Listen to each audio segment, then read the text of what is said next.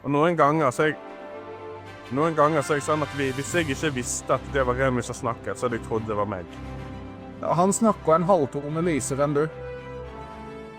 Ja, og med det så sier jeg velkommen til Roy-nytt,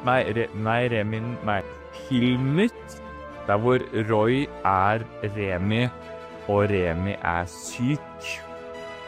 Vi skal i dag snakke om film.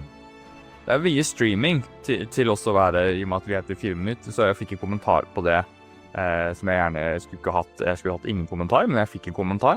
Jeg måtte be han og kompisen min holde kjeft. Vi skal dekke Alien.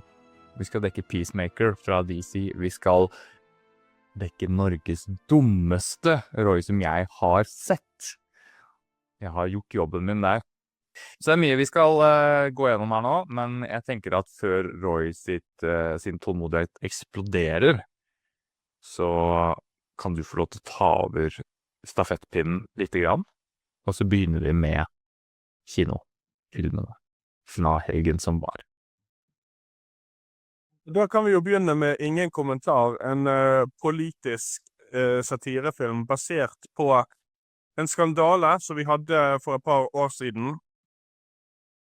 Det er jo selvfølgelig basert på skandale om at mannen til Erna Solberg gjorde aksjehandel mens hun var statsminister, så da ble det spekulert om det var inside handel, holdt jeg på å si, og det er ikke lov. Vi kan begynne med Manuel. Hva tenkte du om Ingen kommentar?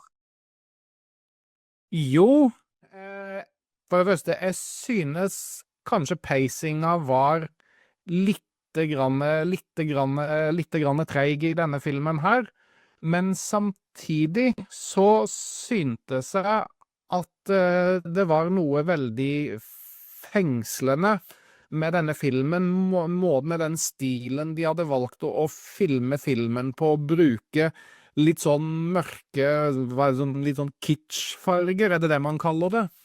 I det visuelle uttrykket som gjorde at det fanget meg, at det nesten ble litt sånn noir-stemning, uten at dette er på noe som helst vi skulle være en slags noir-film. Jeg synes sleivsparkene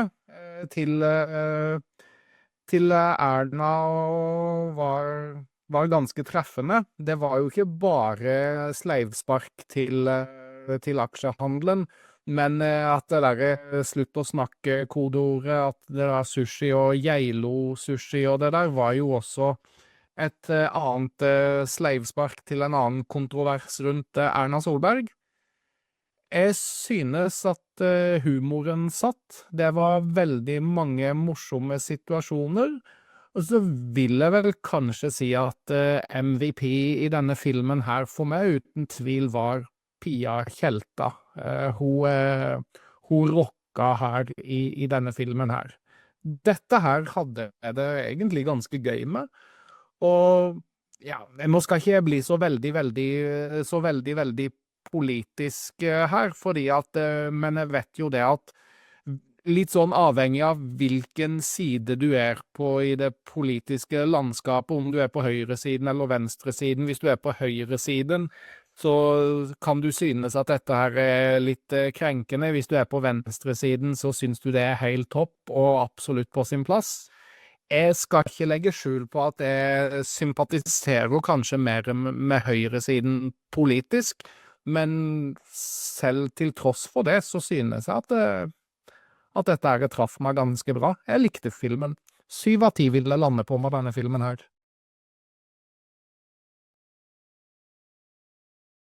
Yes. Sindre, hvordan var Ingen kommentar for deg?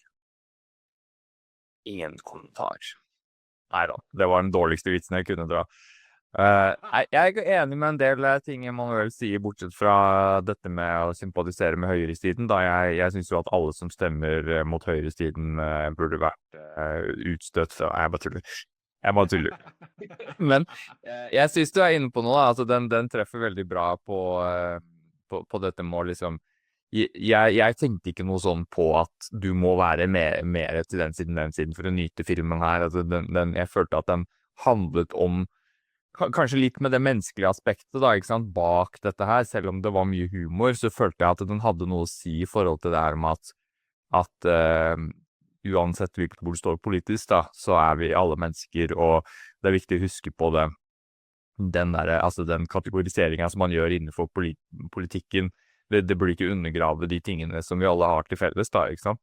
Og det synes jeg den filmen her var ganske flink til å vise, selv om den putta det ikke inn i your face hele tida da, men Tia Tjelta for eksempel jo, jeg synes også hun var MVP I den filmen her, jeg synes hun gjør en knalljobb, og jeg følte jo, det var jo åpenbart meningen at hun blir presentert som om hun kommer til å være kanskje the big bad da I den filmen her, men så viser det seg at den ganske mye mer nyansert enn det, og det jo egentlig ingen clear-cut bad guy I den filmen her, ikke sant? Alle viser seg fra forskjellige sider, og det synes jeg var litt kult. Det gjorde at filmen var litt levende og litt uforutsigbar.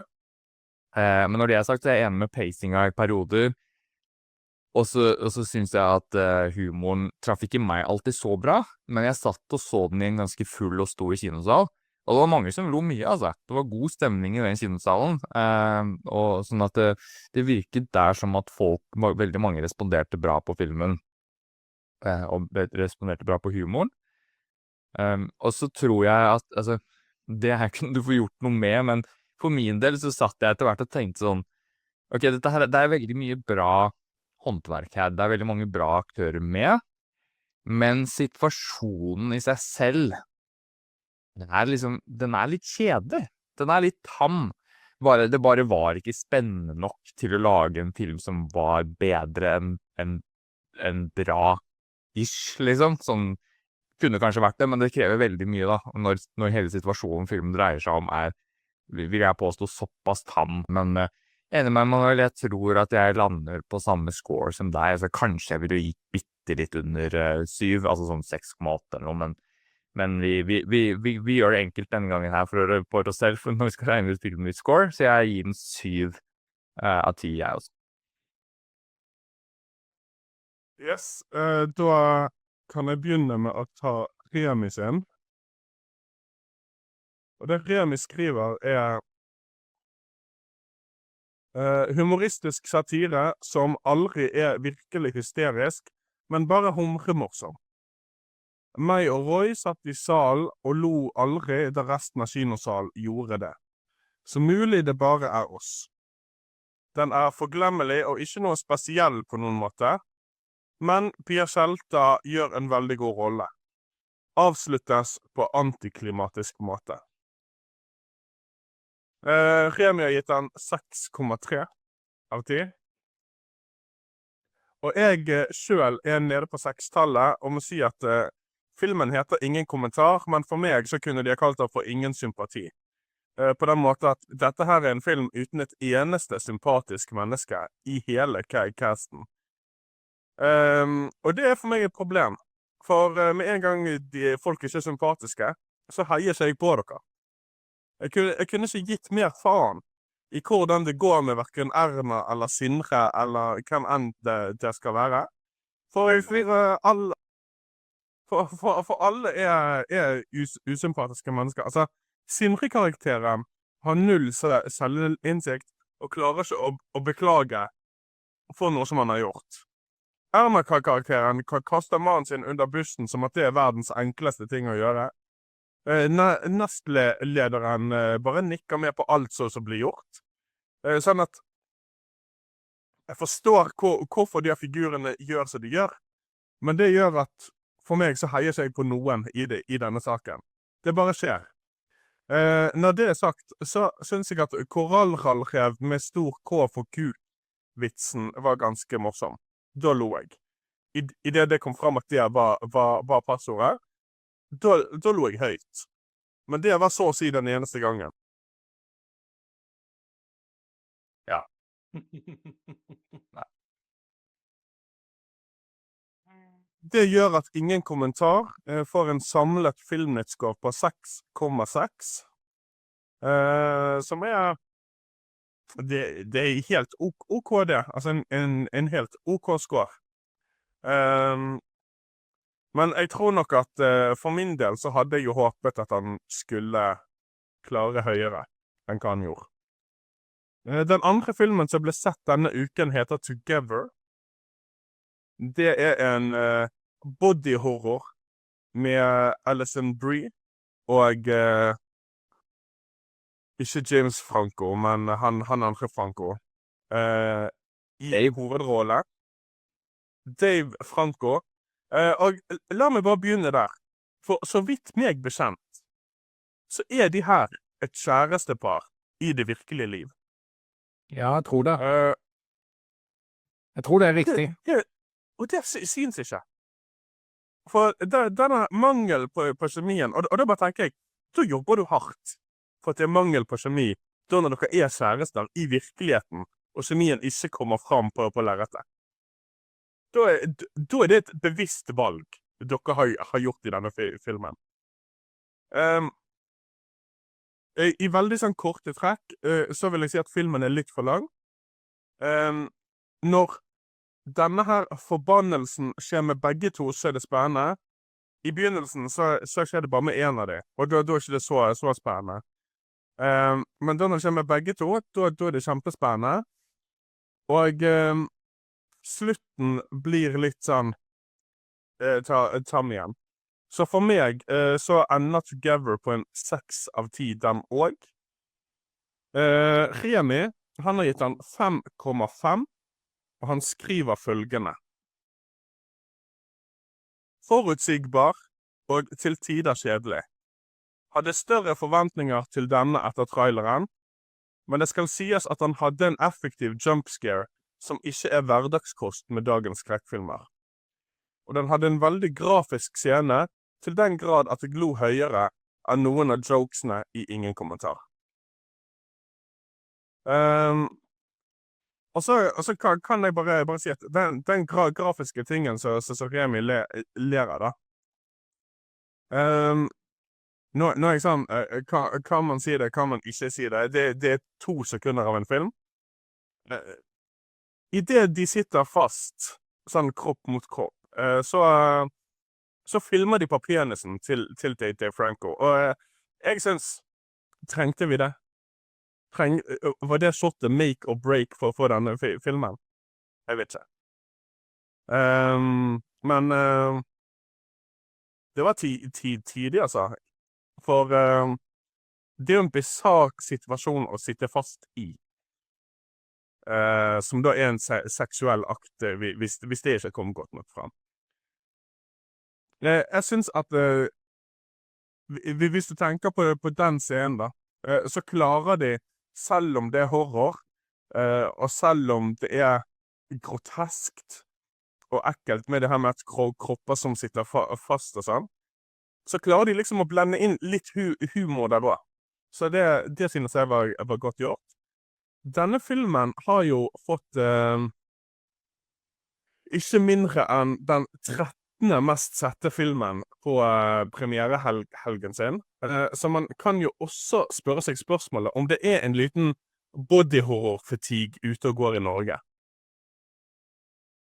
Neida, det var bare mitt jab mot superhero-fatigue. Men ja, den har virkelig ikke blitt sett. For jeg tror det første gangen på lenge at du har en premierefilm som ikke når topp 10. Alright, jeg lurer på om vi kanskje hopper videre til litt streaming, ja da. Vi har tid til det. Så jeg tenker at vi begynner da med noe som jeg har hatt hjemmeleks å se, som Roy ville at jeg skulle følge med på. Det Norges dummeste. Det ikke fordi Roy tenkte at jeg var en av Norges dummeste, men kan nok være at jeg det. Hva synes du om første episode av sesong 2, og hva tenker du om deltakerne her? Har du en favoritt til å bli den dummeste? Hvem det du tror absolutt ikke kommer til å bli det, Roy? Nei, altså, jeg tenker at for meg så står det mellom 3 per personer som fort kan bli Norges dummeste. Det jo Iselin Mikkelsen, som kjent for rekehistorien sin på Paradise Hotel back in the days. Du har Frank Løke, Hvordan han har et mensakort, det er beyond me, for jeg tror ikke han svarte riktig på et eneste spørsmål i løpet. Altså, han skjønte ikke hva logo Norges fotballforbund hadde. Og ikke han sånn sportsfyr. Han er håndballspiller, så det burde han vite.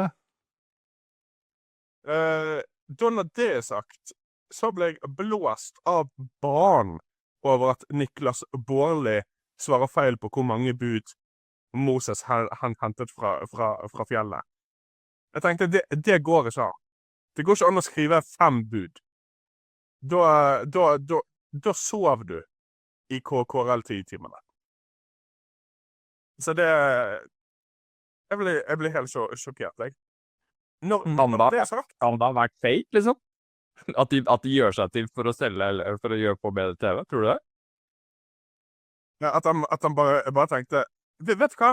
Jeg har lyst til å være her litt til. Jeg har lyst til å bare utfordre skjeven. Se om jeg kan bli Norges sommerste. Det kan jo at de har blitt altså at de har fått oppfordring til at de kan gjøre sånn hvis de vil, men at altså de gjør det på eget initiativ. Og det er jo ingen som kan, altså det er jo ingen som kan vite det hvis de bare gjør det, og så sier de ingenting om det, liksom. Så det er vanskelig å vite. Og så tror jeg også at Kevin Lauren kan bli et lite dark horse fra siden der. Når folk jeg tror kommer til å ryke ut kjapt, det er Katrine Moholt, det er Arvi Juritzen. Han tror jeg klarer seg greit. En annen jeg tror gjerne kommer nærme finalen, er hun Anna-Ma. Hun virket heller ikke som den skarpeste kniven i skuffen. Og så har du har en eller annen, jeg klarte ikke å få med meg navnet hennes, men hun var sånn, jeg vet ikke, sånn politisk kommentator eller et eller annet.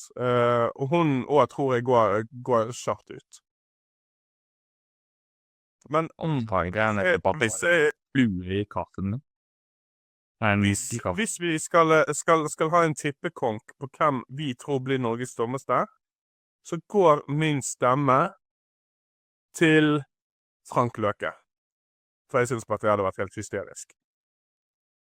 Men det er problemet da, fordi jeg er helt overbevist om at det er han som kommer til å bli Norges dummeste. Jeg kan ikke med god samvittighet velge noen andre fordi du valgte han nå. Altså, jeg er så overbevist om at det blir han, liksom. Men altså, hvis jeg skal velge en annen, så må jeg begynne å tenke på nytt igjen, liksom. Men jeg vet ikke. Altså, det blir jo han, da. Altså, jeg tror jeg må se en episode. Det blir ikke, kan vi ta en episode eller to til før jeg klarer det? Fordi jeg var liksom så låst på han at det kommer til å bli han igjen, og jeg tror jeg må få en vurdering en runde til før jeg klarer å liksom skille de andre der. Altså, hvis Frank Løke blir Norges dummeste, så er det fordi at han har bestemt seg for at han skal vinne det der, og bli Norges dummeste, fordi at han vil ha den titlen. For helt ærlig, jeg tror han gjør seg til.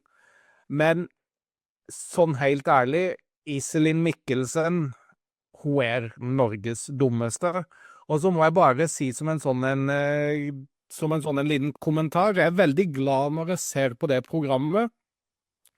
Når jeg ser de der spørsmålene de blir quizet på og sånn som det der, jeg er veldig glad å vite det at hvis jeg hadde vært med i det programmet der, så er jeg veldig glad for at jeg hadde ikke blitt Norges dummeste. Men jeg kan si det for min egen del, at jeg hadde nok ikke kommet meg ut i episode 1. Hva heter det liksom når en ku møer, liksom? Jeg hadde ikke visst svaret på det. Det skal jeg være ærlig å si. Jeg vil ikke svare. Og jeg må være helt ærlig, jeg ble også helt sånn satt ut av det der hva som er kroppens største organ. Jeg trodde ikke huden var et organ, så jeg ble helt satt ut. Så jeg spurte fruen om hun visste hva kroppens største organ var. Ja, det er huden, sa hun. Så det er noen sånne der finter der blant de der spørsmålene, men kanskje ikke kommet ut av det første programmet, men jeg hadde ikke vært der til slutt i det der programmet der. I forhold til episoden da, som var nå, så hadde vi jo også sånn her uforberedt presentasjon, hvor du har en Frank Løke som kaller Charlie Chaplin for å få Hitler. For når man skal snakke om ting som tilgjort, så tenker jeg sånn, alle vet hvordan Hitler ser ut, vel? Ja, men det der var jo et bilde av Charlie Chaplin fra den der The Dictator-filmen, hvor han spilte en karikaturversjon av Adolf Hitler. Så, og han var jo dressa opp som Hitler. Altså, hvis ikke du må kunne, altså det er akkurat den der føler, altså du må kunne litt grann filmhistorie for å ikke å vite at det der fra The Dictator til Charlie Chaplin, som var, jeg lurer på om det var den første lydfilmen til Charlie Chaplin. Og så vil jeg også bare legge til at denne lagkonkurransen, hvor hvis rivalen din svarer rett, så faller du ned i et hull. Der hadde jeg bare meldt meg ut. Jeg har alt for stor høydeskrekk til å kunne være med i noe sånt. Da hadde jeg bare sagt, jeg går. Det her går ikke. Men det er jo to andre serier som kanskje er langt smartere enn Norges dummeste. Og Emanuel, du er jo veldig glad i Marvel, men du hater DC, var det ikke sånn det var? Nei, jeg er like glad i begge deler, for å si det sånn. Ja, jeg bare tuller. Jeg vet at du har hypet deg opp som veldig mange andre til Peacemaker sesong 2. Hvordan leverte premieren for din del? Du, den leverte skikkelig, altså. Altså, dette her går jo rett ifra Superman-filmen, så er jo dette her egentlig en direkte fortsettelse i dette universet. Men her tror jeg James Gunn gjør et poeng av å presisere at her kan de gjøre som de vil, kanskje i mye større grad enn det de kan hos Marvel. Fordi at, ja, altså Marvel har gjort noe R-rated stuff med at det bannes, og at det er litt blodig og grafisk.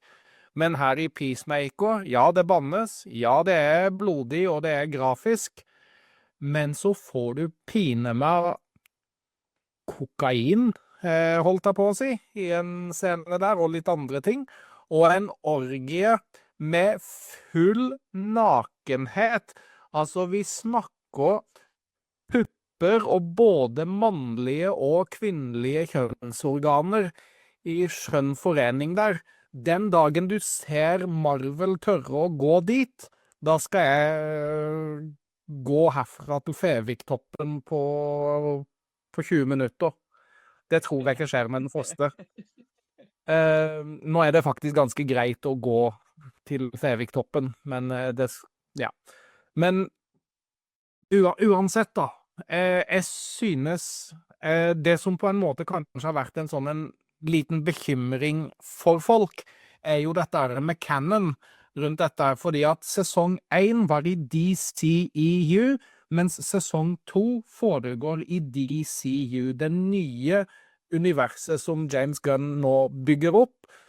Og her gjorde de en recap i starten, og det de rett og slett gjorde på det der Previously in the DCU, de tok og endret den scenen hvor Justice League dukker opp, med at The Justice Gang dukker opp, sammen med Superman og Supergirl, og den der fuck fish-joken går heller over til en Green Lantern er en puke freak som liker spy, og en liten ordveksling mellom han og Hawkgirl, og det funka fint det.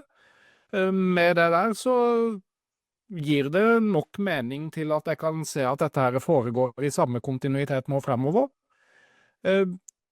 De gjør også litt multivers-greier her, men ikke noe sånn voldsomt multivers. Det er veldig mange som har klaget veldig mye på at multivers er stupid og sånne ting som det der, at man ikke bør gå i de banene der. Men jeg personlig synes konseptet er kult.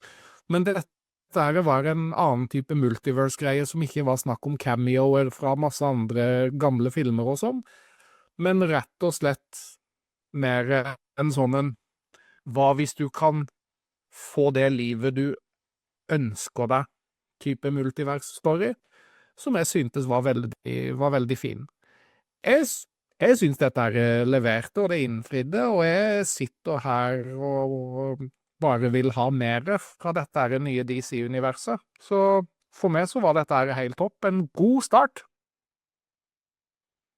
Det er veldig mange serier nå i dag som når de har en premiere, så begynner de med flere episoder for å få deg skikkelig investert og hooket i sesongen før det begynner å bli en episode i uken, type ting.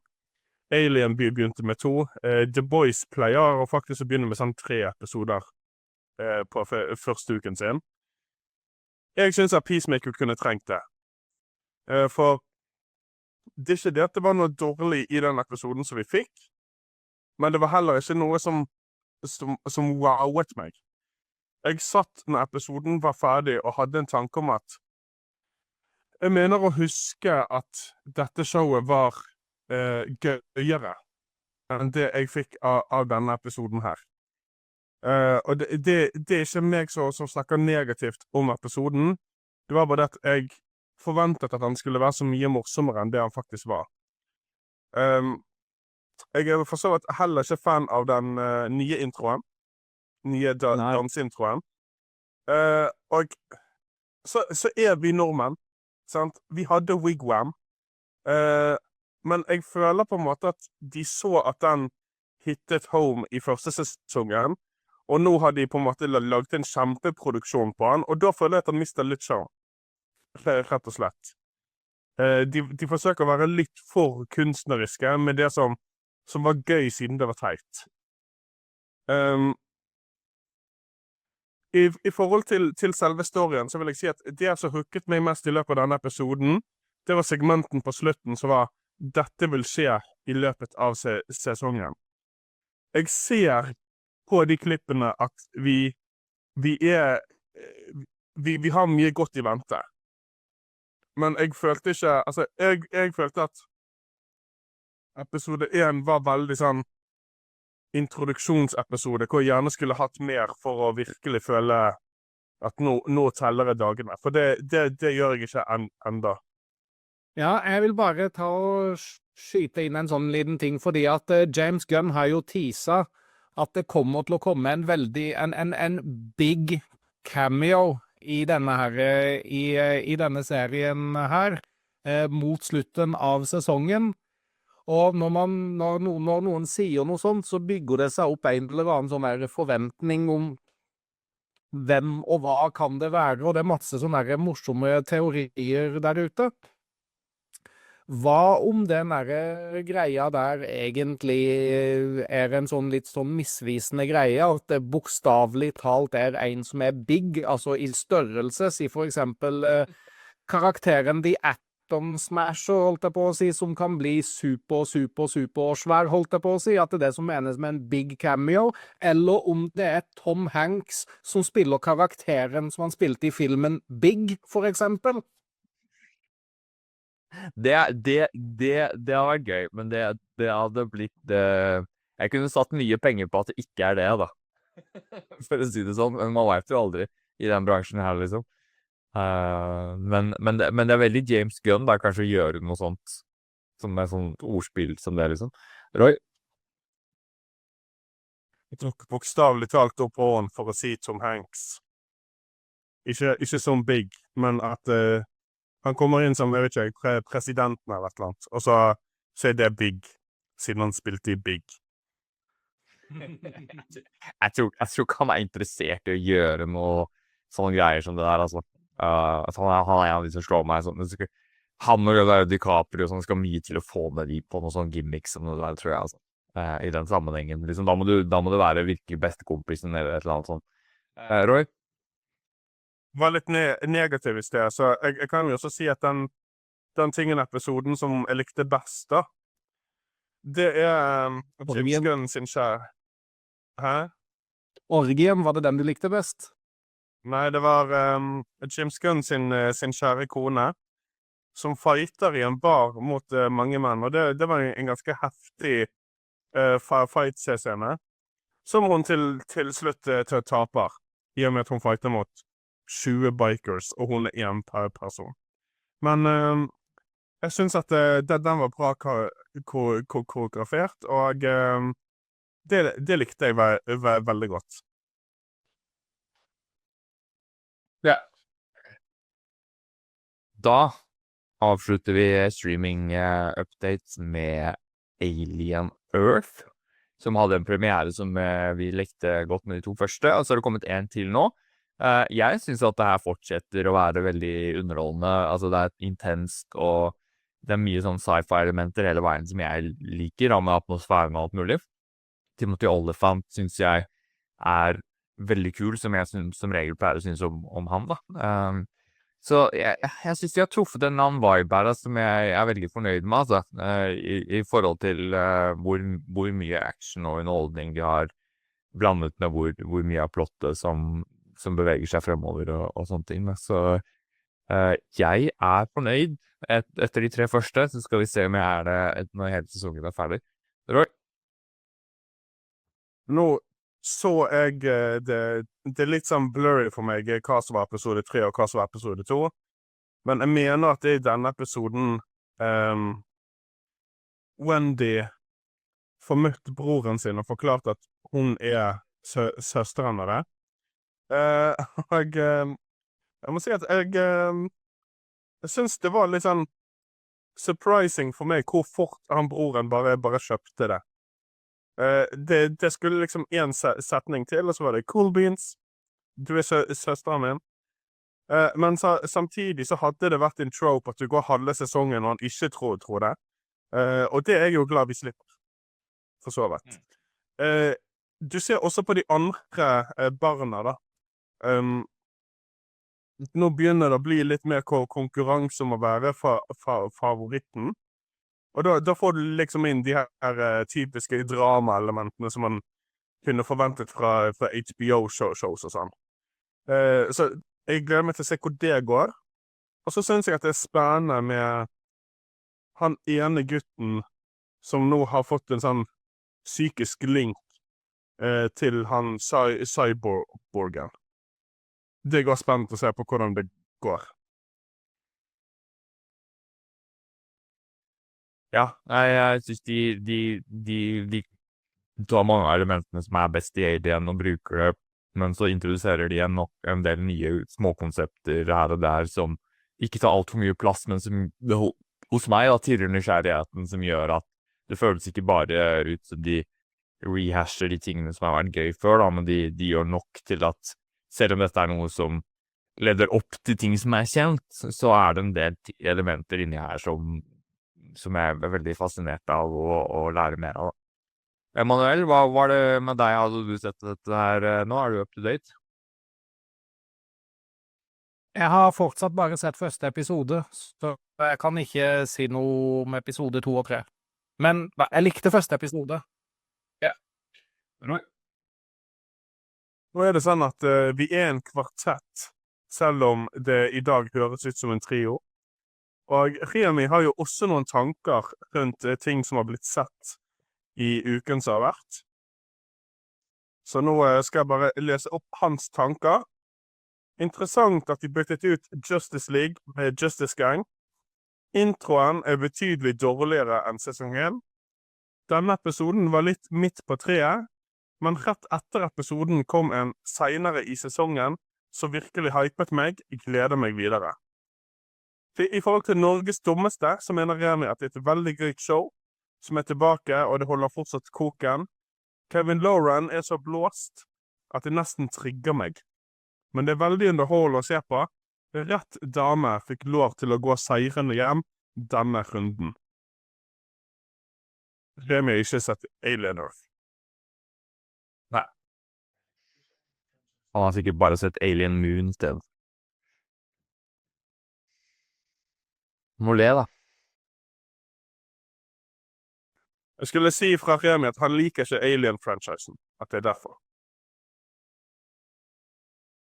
Så har vi det på ting. Ja, det er bra. Det er bra. All right. Da går vi videre til en liten nyhetsupdate, og det er ikke sånn fryktelig mye spennende ute og går akkurat nå, men i mangel på veldig sånn konkrete spennende nyheter, så går vi for litt gossip. Rett og slett litt god gammeldags gossip fra Marvel-settet, fra Avengers-settet, hvor det har kommet ut, jeg vil ikke kalle det rapporter, er kanskje feil ord.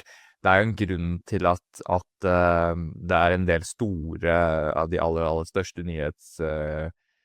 sidene som ikke har tatt noe særlig tak i det. Det er fordi at det er så lite håndfast, men det er nok sider som har skrevet om en mulig konflikt på settet mellom Robert Downey Jr. og Ryan Reynolds, til at vi tenker vi skulle nevne det, men fra mitt perspektiv da, så er ikke dette her interessant fordi dette her liksom, det virket veldig lite dramatisk egentlig når man leser seg opp på hva som visstnok skal ha skjedd, og liksom det krangel i et øyeblikk, og så var det ordnet opp etterpå en unnskyldning og sånn.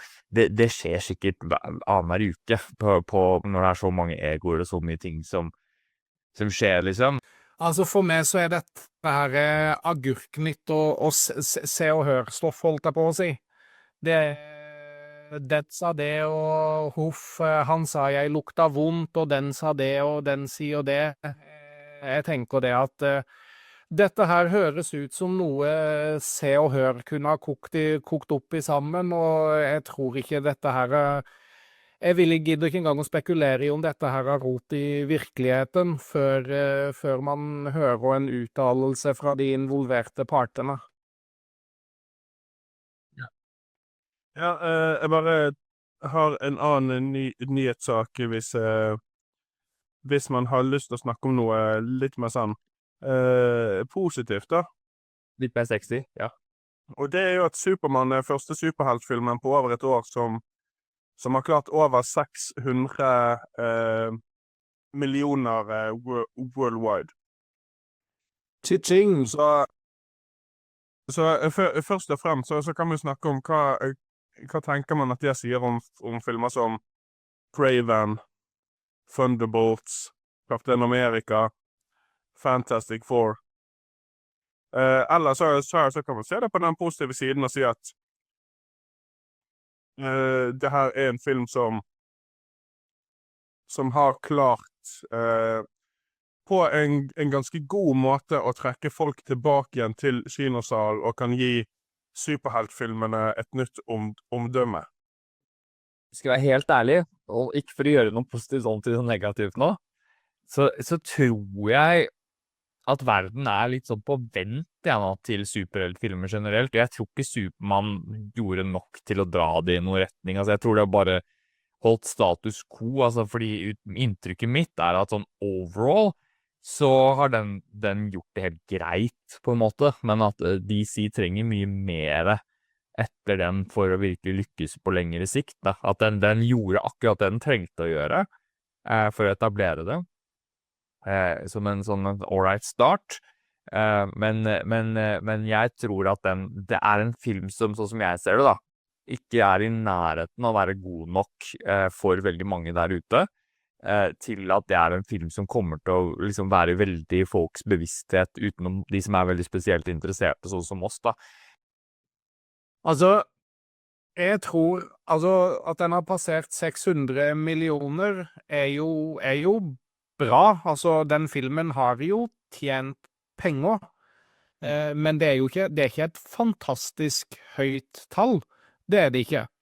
Men jeg tenker det at mye av grunnen til at denne filmen her har gjort det sånn OK pluss, holdt jeg på å si, og at andre superheltfilmer, sånn som blant annet Thunderbolts og Fantastic Four, var det jo gode filmer. Den siste Captain America-filmen, der strides de lærde om hvorvidt den var god eller ikke. Jeg tenker det at grunnen til at ikke tallene er spesielt høye, har ikke vært noe med selve filmene. Jeg tror at det har noe med endringene i folks kinovaner. At folk har blitt for vant til å se ting hjemme. Så jeg tror at det handler mer om folks endring av vaner, og ikke nødvendigvis dette her at folk er spesielt negative til denne sjangeren, selv om det har vært noen filmer som har vært skuffende for mange mennesker. Det er ikke... Altså, The Marvels underpresterte veldig, den underpresterte veldig. Jeg kan fint forsvare den filmen og si at den var helt topp, men det er veldig mange som ikke har så veldig mye bra å si om The Marvels og Ant-Man and the Wasp Quantumania, så ja. Ja, jeg tror det krever mer altså, å få folk i kinosalen. Jeg tror du har helt rett i det, men det er også litt mener med at folk er litt på vent da, i forhold til dette her med en del superheltfilmer, men altså store blockbuster, og DC spesifikt da, at det er veldig mange som er liksom, de vet ikke helt hva de kan forvente av det, og Superman har blitt gjort mange ganger før, og det er liksom, men hvis det da liksom hadde kommet 3 filmer på rad da, ikke sant, som folk etter hvert har tid til å oppdage hjemme og sånn, så MCU har jo folk som ikke har sett det, har jo masse tid til å oppdage det de siste 15 årene, ikke sant? Så det var liksom litt det jeg mente med det at i den nye fasen med DC, så tror jeg at de trenger litt mer tid til å etablere et positivt inntrykk av mye av det de holder på med, for å automatisk bli sett på som liksom, dette har lykkes, dette er en suksess, dette er folk hype på, ikke sant? Så kanskje den Superman-filmen her, hvis det hadde vært akkurat den samme filmen, men kommet ut om noen år, og det var ikke den første filmen, men de hadde lykkes over 3-4 år, og så kom den, så tror jeg det hadde tjent betraktelig mye mer. Jeg tror bare at det er så mange som er på vent i forhold til hele pakka, da, ikke sant? Så det er litt der jeg står. Roy?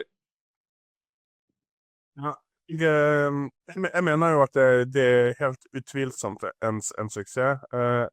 Om man kun skal se på tallet, så er det den mest inntjente superheltfilmen på et år. 5. mest inntjente filmen av alle filmer i 2025, med mindre du teller med den her kinesiske animasjonsfilmen som ikke har verifiserte tall whatsoever. Så vidt jeg kan se, så er det på en måte 4 filmer som verifisert sett har slått den. Det er Minecraft, det er Lilo Stitch, How to Train Your Dragon og Jurassic World.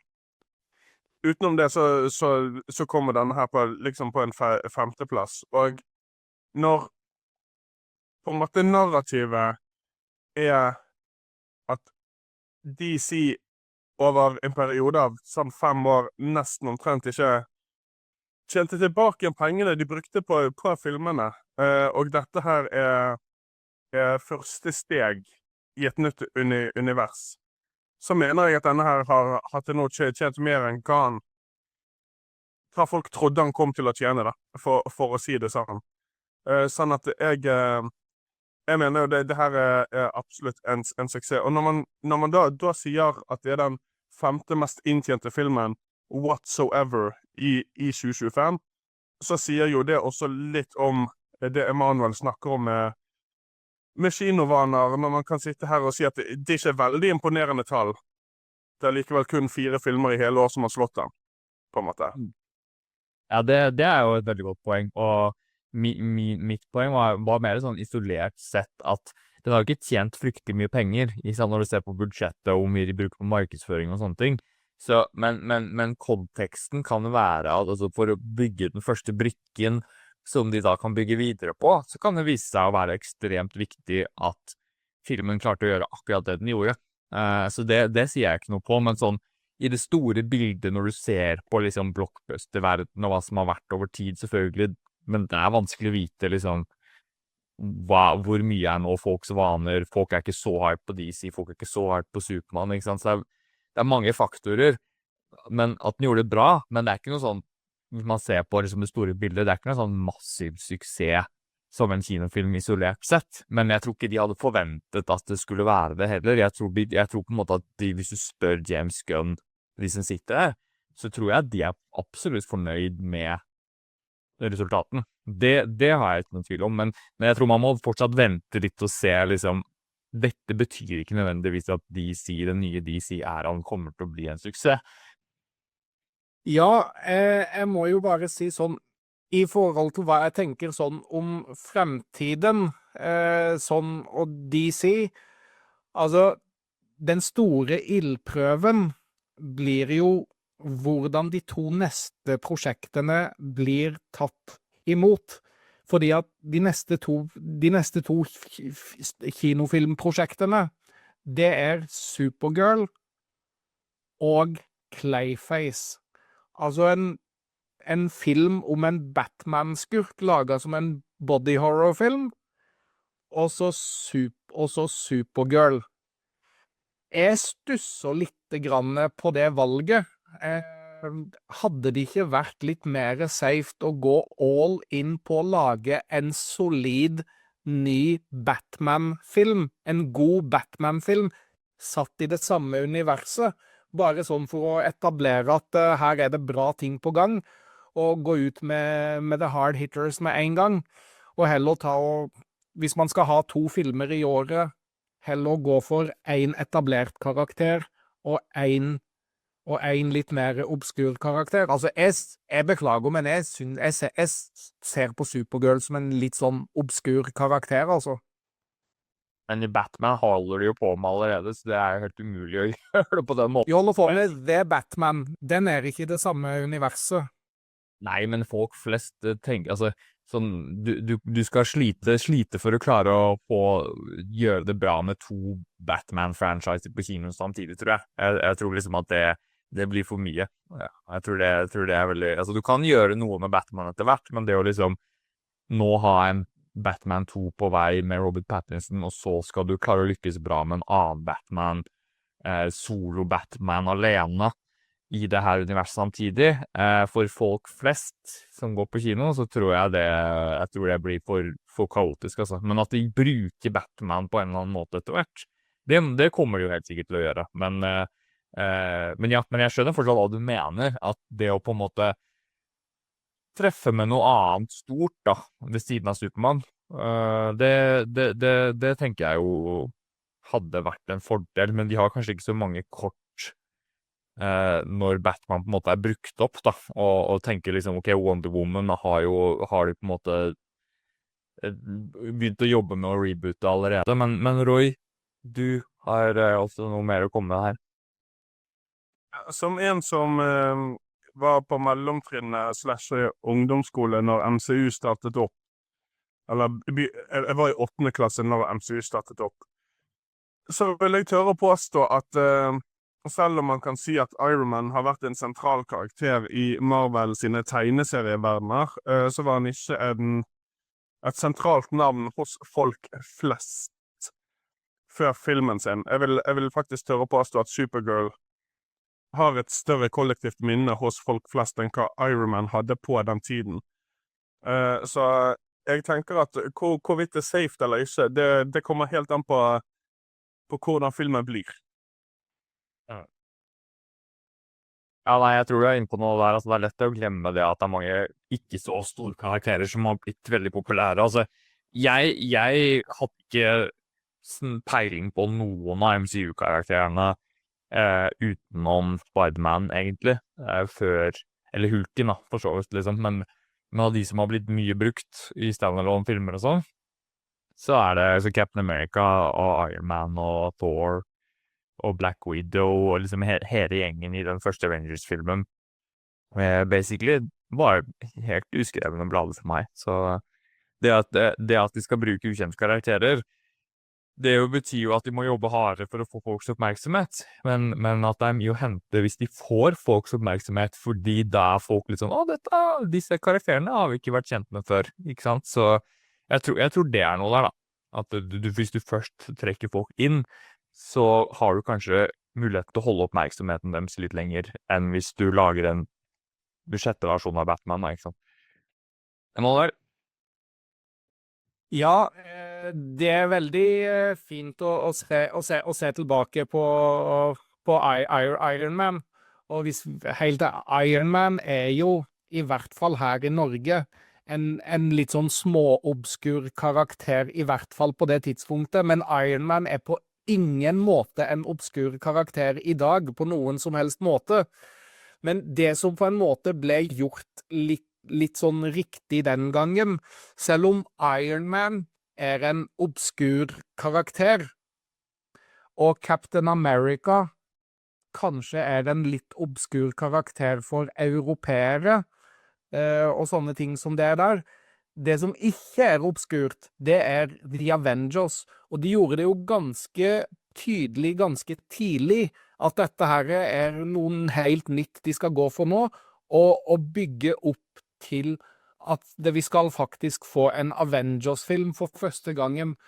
Og det er mange som ikke, hvis man har lest litt grann igjennom på sånn filmhistorie og litt sånne ting som det der, så ble det jo planlagt en Justice League-film mange år før Avengers-film kom på banen. Jeg tror hvis man søker litt grann på nettet, så kan man finne manuset til det, og de hadde til og med castet skuespillere til å spille de forskjellige karakterene. Og jeg lurer på, George Miller, det er han som har regissert de der Mad Max-filmene, men jeg mener på at det var han som skulle regissere den filmen den gangen. Men jeg tror at filmene må være bra, og når du spurte i stad, når de har brukt opp Batman, hvem har de igjen da? Altså, de har jo Green Lantern er jo en relativt stor karakter, som hadde kanskje fortjent en litt bedre film enn tidligere, men det kommer jo nå som en serie. I tillegg så har de jo Aquaman, som har vært en obskur karakter, vært en stor suksess på box office tidligere. Takket være Arrowverse, så er Green Arrow blitt en stor karakter, for mange som har blitt glad i den karakteren gjennom de seriene, og også til dels The Flash, selv om The Flash-filmen vi fikk for et par år siden floppa. De har mye å spille på, men jeg tror at det er viktig at du balanserer det med å ikke bare lage de obskure filmene etter hverandre.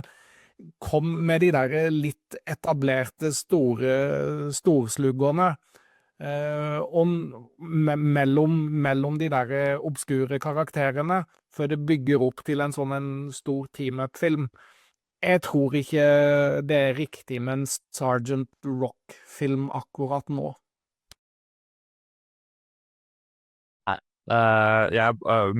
For å bare avslutte, mitt poeng var mer det at de har mange heavy hitters, men jeg ser liksom litt av greia med at altså det er såpass kort tid siden man har hatt både Batman, Wonder Woman og Aquaman, at det var, jeg ser på det som en kanskje naturlig greie å ha en liten pause fra de tre i det nye etablerte universet, da, før man begynner å introdusere de igjen. Roy? Så altså det jeg stusser mer med enn karakterene som blir valgt, er noe som for enkelte så kan det være positivt, og for andre så kan det være negativt. Når Marvel kom med filmene sine, så var de på sett og vis ganske lik i tone da, og i stil. Sånn at hver film var unik for seg selv, men du kunne se en viss, ikke formel, men en viss på en måte struktur da, som var ganske lik i filmene. Men det virker ikke det som de gjør her. og det stusser jeg mer med. Der hvor folk som går mye på kino og ser mange filmer kan tenke at det er et kult valg, så lurer jeg på om det kan, hva man skal si, svekke tilliten litt hos folk flest da. At nå får du en Superman-film som er egentlig en slags familiefilm, alle i familien kan komme og digge den. Og så plutselig så kommer det en Clayface-film som er straight up skrekk. Sant? Det blir for meg et ganske stort spenn. Og jeg lurer på om det kan ødelegge mer enn det hjelper. Men det får jo bare tiden vise. Ja. Liten kommentar til det, og tenke tilbake på når James Gunn har snakket om for ikke så lenge siden. Jeg lurer litt på om vi kanskje glemmer, eller at vi kanskje overvurderer litt i hvor stor grad James Gunn prøver å gjøre det samme som Marvel, eller i det hele tatt det samme som DC gjorde i forrige runde. Fordi han sa jo nylig at når han ble spørsmål om hvordan han skulle bygge ny DC, så sa han jo at det kommer til å være mye mer sånn som Star Wars har vært drevet de siste årene enn Marvel, hvor det er mye mindre sammenheng mellom filmene, men at han vil ha at de vil gi mye større kreativ frihet til forskjellige skapere til å gjøre sin ting og prøve ting, sånn som Star Wars med Andor, ikke sant? Du kunne ikke lage et shared universe der hvor Andor og Ahsoka ja, det er et shared universe, det fungerer i samme univers, men du kunne ikke bygget liksom nå i samme epoke mellom så to forskjellige ting, og så skulle det henge sammen på en måte som folk synes make sense, ikke sant? Så jeg tror jo at det er kanskje en greie vi må være bevisst på da, at kanskje ikke målet er at ting skal føles så sammenhengende, ikke sant? Men at vi skal heller ha den friheten til å eksperimentere og gjøre ting hvor det er såpass annerledes at du trekker et annet publikum, men at du kanskje ikke trenger å tjene de vanvittig store pengene hver gang da, ikke sant? Men at du kan lage en litt eksperimentell film for under $100 millioner da, ikke sant? Og være happy med å tjene $350 millioner.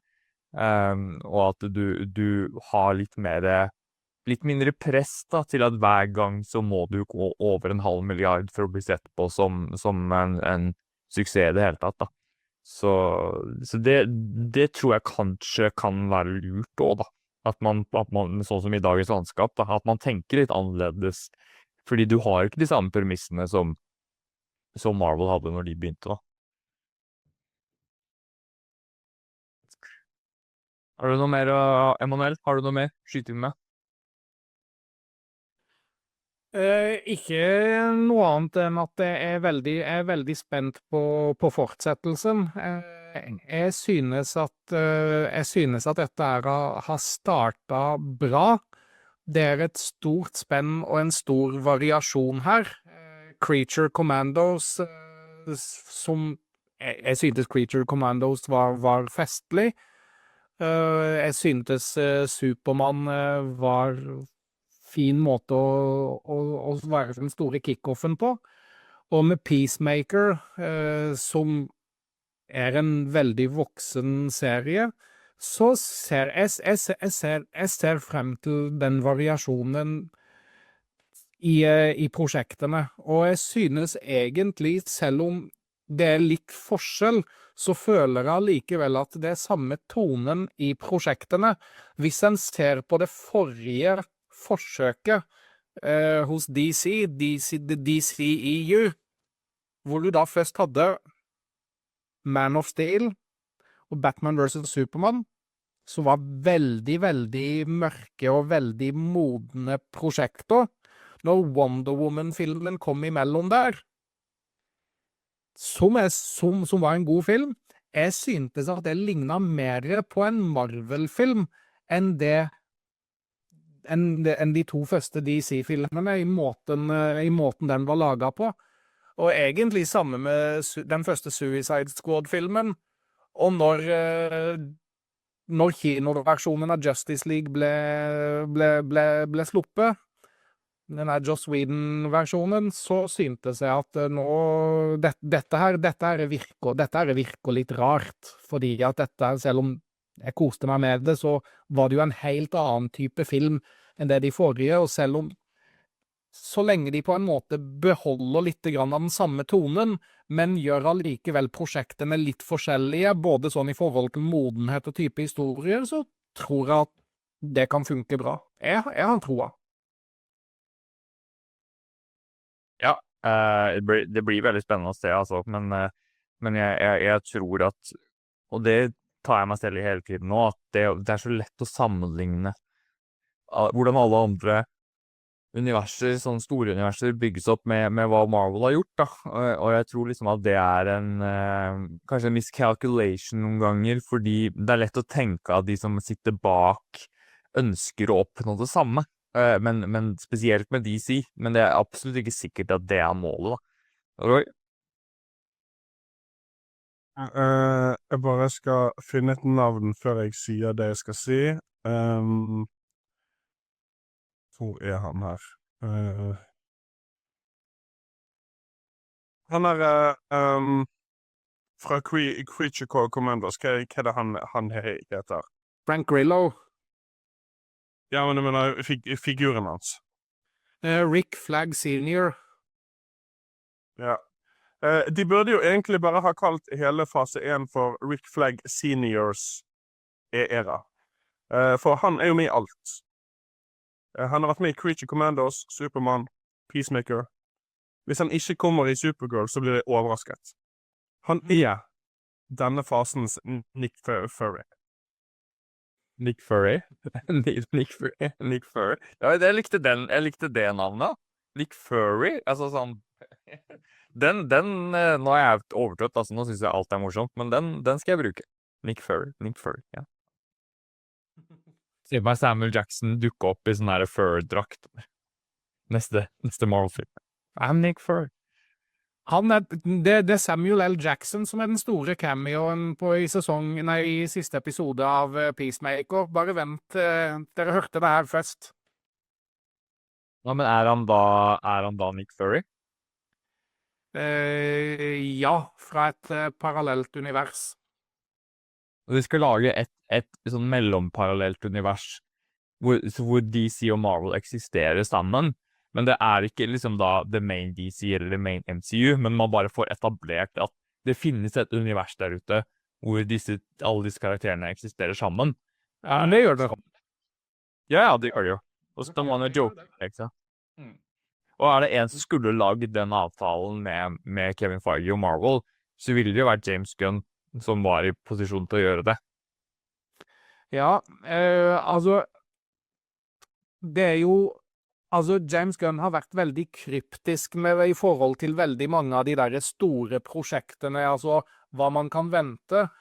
Og han har jo sagt i et intervju at han har et veldig stort prosjekt på gang, et veldig ambisiøst stort prosjekt som han ikke vil snakke om, som ikke har vært gjort tidligere. Så kan det være crossover mellom Marvel og DC som omsider kommer? Man kan aldri vite. De har jo sagt aldri si aldri. Ok, la oss si at de skal lage en film da, ikke sant? Sånn, prøv å blande litt logikk med litt ønsketenkning nå, ikke sant? Hvis du skulle liksom mashe opp to karakterer, eller to universer da, ikke sant? Fra DC og Marvel. Emanuel, hva ville du sett, og hva kunne vært sannsynlig?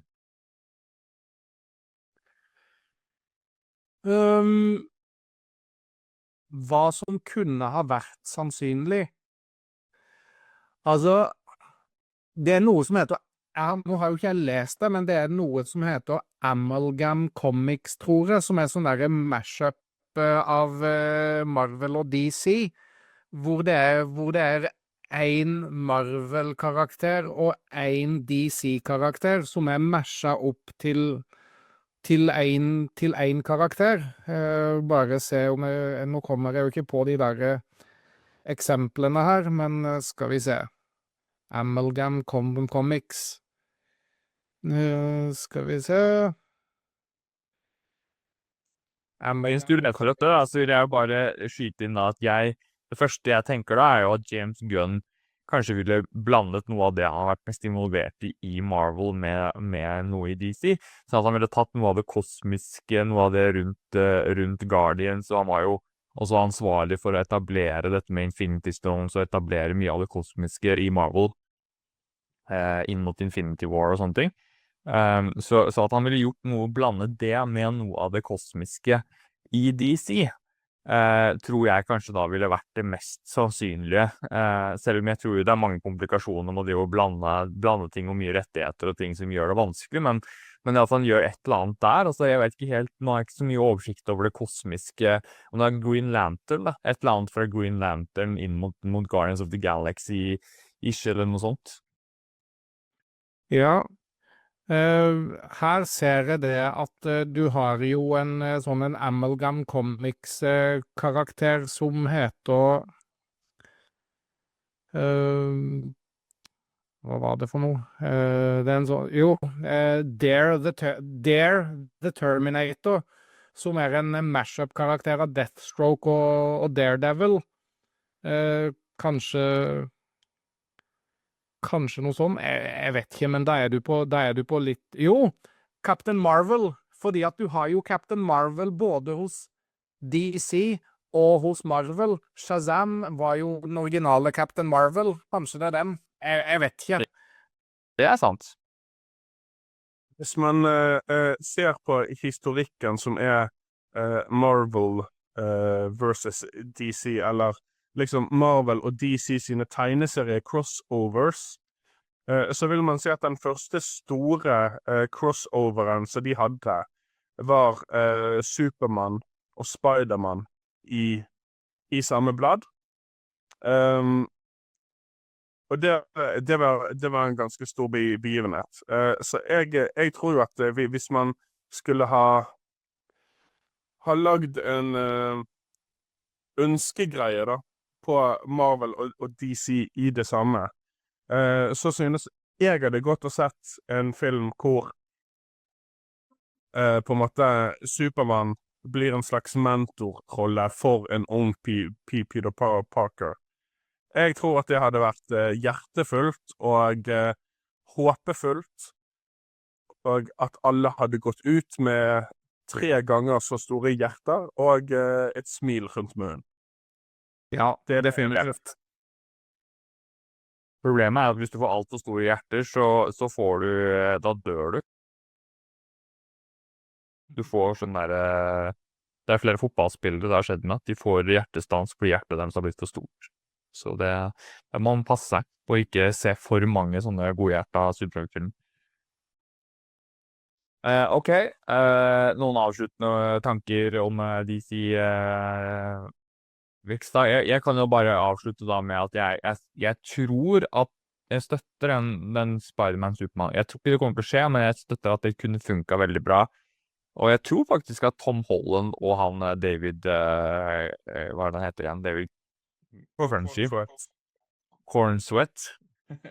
Jeg tror de to, og de versjonene de har spilt av de karakterene, jeg tror det kunne vært noe å hente der da, men jeg tror det er en lang vei dit, altså jeg tror det er litt for mange kokker på det kjøkkenet der med Sony, og liksom det er for mye greier å worke out, jeg tror det er for komplisert, men jeg har jo egentlig ikke peiling på hvordan de tingene har funket, men jeg stoler på hva John Campbell har sagt før at det er for komplisert, så jeg stoler på ham.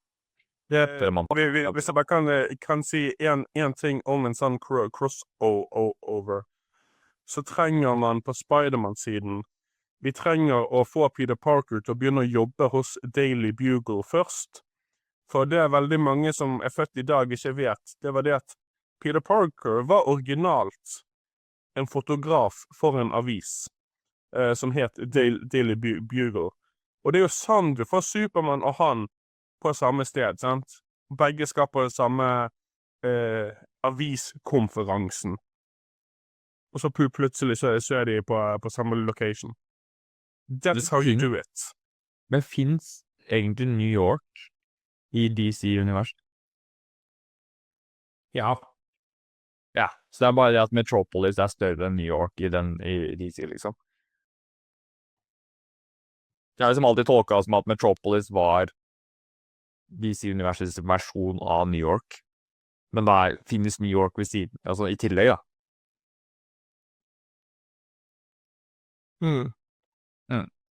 Er det noen kjente superhelter i DC-universet som bor i New York, da? At det er liksom, at det er vel etablert, liksom?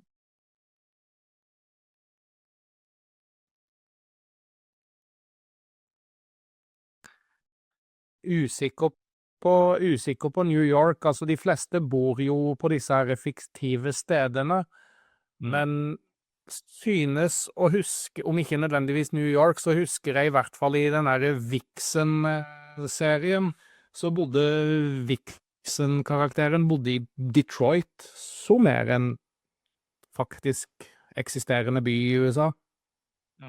Det var i tegneseriene, så var det en gang hvor Nightwing, altså da voksenversjon av Robin, han bor jo egentlig i Bloodhaven, men da hadde Bloodhaven blitt ødelagt, og da var det mange måneder hvor han opererte i New York City i stedet for.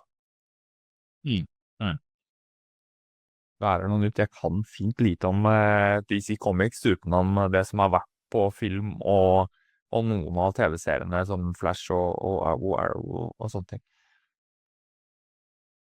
Ok, Emanuel, har du oversikt som vanlig over det mest spennende som kommer på kino denne uka her, i tillegg til at vi har jo en filmfestival i Oslo som gjør at det er bare fullstendig bananas på alle de store kinoene i Oslo akkurat nå?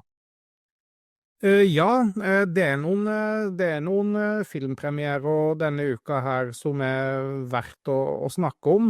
Først og fremst er jeg kjempeskuffa over at dette her ikke vises på Sørlandet i det hele tatt. Det ene det er det at det er 50-års jubileumsvisning rundt omkring i Norge for den første Haisommerfilmen. Det hadde vært sinnssykt svært å få oppleve på kino. Det må jeg bare si. Jeg synes det er en glimrende film. Jeg vet ikke om ja, den går garantert i Oslo og Bergen, så jeg vet ikke om er det noen av dere som har planlagt å se den? Den går på IMAXen, så jeg har jo hatt det i tankene, men spørsmålet er om jeg dytter det inn imellom alt det andre som jeg har lyst til å se nå, når Haisommer aldri har vært en film jeg har vært sånn veldig fan av, egentlig, så Ja. Jeg kan samtidig si for min del da, at grunnen for at jeg ikke kommer til å se den, er siden til helgen så har jeg ikke mindre enn 4 premierefilmer jeg skal få med meg i løpet av helgen. Ikke sant? Men det er også en annen stor film som blir relansert på kino, en gammel film. Nå har jo ikke vi den type kinoer her nede på Sørlandet, men jeg vet at det er en sånn kino i Bergen. Flåklypa Grand Prix relanseres i en sånn 4DX-utgave. Nå har ikke jeg prøvd 4DX noen gang, men ser for meg at det kan være artig. Har du Flåklypa blant dine filmer for helga, Roy? Har ikke det, og jeg må innrømme, altså det kan være at det er 30-årene så tar meg igjen her, men hver gang jeg har vært i 4DX-salen, så går jeg ut med ondt i ryggen. Så det skal mye til for å få meg inn i den salen, sånn egentlig. Men du har fortsatt 4DX-abonnement? Ja. Du må jo ha muligheten åpen. Ja. Det er i hvert fall de gamle filmene som blir lansert på kino i helga. Ellers så er det jo en nyinnspilning av en film som kom ut på 80-tallet, som er basert på en bok. Den som kom ut på 80-tallet heter The War of the Roses. Denne her heter bare The Roses. Det er en komedie om et ektepar som virkelig ikke er spesielt glad i hverandre, virker det som. De går hverandre på nervene og finner på masse dritt mot hverandre. Det er ren, pur ondskaphet, men det ser også ut som det er litt hjerte og litt glimt i øyet i det de holder på med. Olivia Colman spiller kona der, og så har du Benedict Cumberbatch som er mannen. Andy Samberg dukker opp i en liten rolle. Jeg synes dette her ser festlig ut, og der ser det ut som at dette er på radaren til Roy, siden han har oppe hånda. Og der har du film nummer 1 av 4 denne her helgen. Du har Doctor Strange og Doctor Who i samme kaotiske komedie. Sign me up. Ja, ikke sant? Du svarer i sted da på spørsmålet ditt, Emanuel, på førstkommende søndag, 31. august. Da er det jubileumsvisning av Highsummer på Odeon IMAX, Norges største kinolerret. Bare sånn at folk kan kaste seg på. Jeg så at det fortsatt var en del gode billetter igjen på det. Det er dyrt, det. Men det kan være verdt det hvis man er fan av den filmen. Ja. Så er det 2 andre filmer, hvilken som egentlig er den største av de 2 andre filmene, er kanskje litt sånn opp for tolkning, men en annen film som jeg vil trekke frem her, jeg synes den har sett veldig lovende ut på trailerne. Det er en film regissert av Darren Aronofsky, som heter Caught Stealing. Det er med Austin Butler i hovedrollen, og så er det andre skuespillere som er med her, Regina King, Zoe Kravitz, Matt Smith, Liev Schreiber, Vincent D'Onofrio er med. Den er kategorisert som en thriller, som jeg synes egentlig virker ganske lovende. Roy har oppe hånda igjen, da er det tydelig at det er en av hans sine 4 filmer. Roy, hva vil du si om Caught Stealing? Film nummer 2, denne har jeg hatt på radaren siden CinemaCon, og den virker jo på mange måter som hvis Pulp Fiction var lagd av Guy Ritchie. Det er liksom tonen jeg får av denne filmen her. Og altså, du får Kingpin som en jødisk rabi. Altså, hva mer vil du ha? Ja, men er ikke Liev Schreiber også en av de der rabbiene, så da har du Sabretooth også som en jødisk rabbi. Så Marvel er jo taking over the world. Sånn er det bare. Jep. Men Emanuel, kan ikke du si navnet på den filmen en gang til? Caught Stealing. Ja. Jeg bare måtte gjøre det mot deg, i og med at det var den der Furry-greia til Royce da. Så kanskje Nick Fury dukker opp i Caught Stealing? Siste filmen jeg vil trekke frem her, det er kanskje den filmen som jeg personlig har mest troa på. Det er en film regissert av Mike Flanagan. Du har Tom Hiddleston i hovedrollen. Karen Gillian er med, blant annet. Men så har du jo Mark Hamill tilbake på kinolerretet. Hvor lenge siden er det siden vi har sett han på det store lerretet? Og så er dette basert på en bok eller novelle av Stephen King, som ikke er skrekk. Og de 2 siste Stephen King-adapsjonene som ikke har vært skrekk som jeg kan komme på, det er jo Den grønne mil og Shawshank Redemption. Jeg synes dette her ser veldig, veldig fint ut, og før vi gir ordet til Nick Fury, så tror jeg vi skal høre med Sindre her, fordi at du har jo vært noe investert i enkelte ting Mark Hamill har vært med i tidligere. Jeg vet ikke helt hva det er du refererer til da, om du tenker på den lille rollen han hadde i Kingsman, det er kanskje det du tenker på, men uansett så synes jeg jo at den filmen her, helt uavhengig av han, virker fascinerende da. Det må jeg si, så selv om ikke du hadde hatt med noen Kingsman-karakterer der, så hadde jeg uansett vært veldig fascinert og gleder meg veldig til å se den filmen. Ja, og Nick Fury, da regner jeg med at det er en av dine 4? Det er nummer 3. Du har jo også Matthew Lillard, altså Shaggy, med han, og Nick Offerman. Når jeg så over liksom skuespillerne, så er liksom Jacob Tremblay er den minst kjente. Jeg synes at denne her filmen er en film som jeg går og ser på grunn av at jeg vet folkene som jeg kommer til å se på skjermen, og folkene bak. Men jeg vet egentlig ingenting om filmen, utenom at det virker som en type sånn her, litt sånn til ettertanke type film, og jeg tror at den er laget litt sånn som med Oscar-kandidat i mente. Ja. Det var i hvert fall de 3 filmene jeg ville trekke frem. Roy har sagt at han skal se en 4. film. Ut ifra hva jeg kan huske, så mener jeg på at han har vært investert i de der magiske dyrene. Så jeg tipper at Skolen med de magiske dyrene nummer 3 er den 4. filmen. Roy, stemmer det? Den 4. filmen er Skolen med de magiske dyrene nummer 3. Og bare sånn at dere vet det. Det er en 4 allerede i production. Det her er jo en tysk familiefilmserie om barn som går på en skole, og så er det noen i klassen som fra år til år får liksom et magisk snakkende dyr som sin kompanjong til å klare livets utfordringer, da på sett og vis. Eneren og toeren har vært det har vært en mixed bag, men en underholdende gøy mixed bag.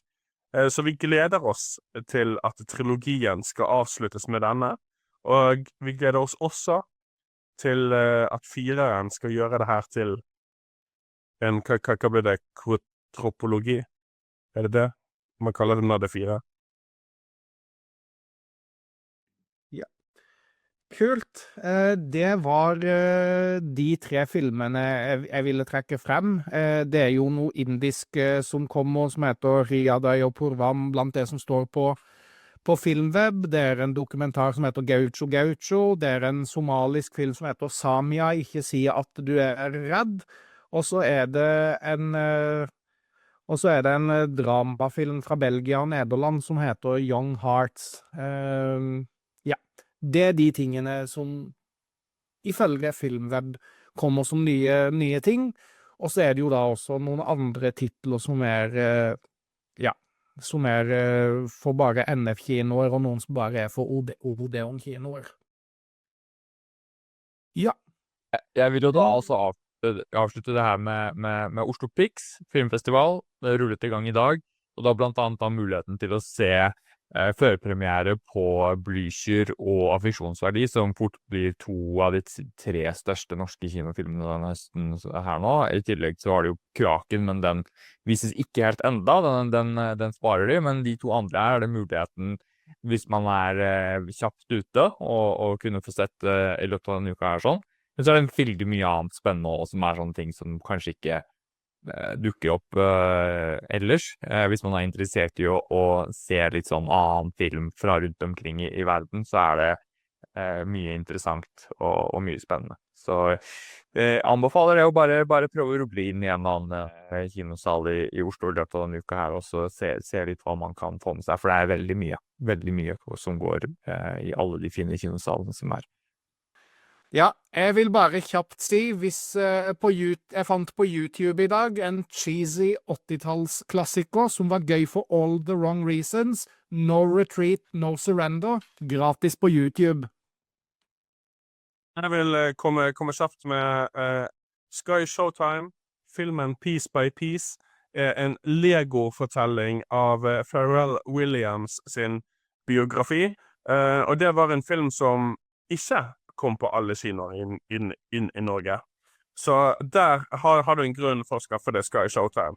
Endelig en film du ikke kunne ha sett på kino. Jeg anbefaler Star Wars på Disney+. Kjent franchise. Kos dere. Og med det så sier vi takk for i dag. Vi står på 3. Takk for nå. På 3. 1, 2... Takk for nå! Takk for nå. Ja. Du, ta walken.